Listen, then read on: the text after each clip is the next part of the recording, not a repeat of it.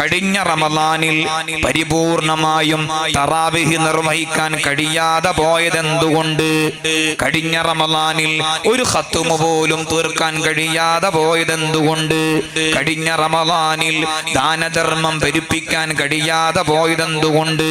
കഴിഞ്ഞ റമളാനിൽ കുടുംബ ബന്ധം പുലർത്താൻ കഴിയാതെ പോയതെന്തുകൊണ്ട്?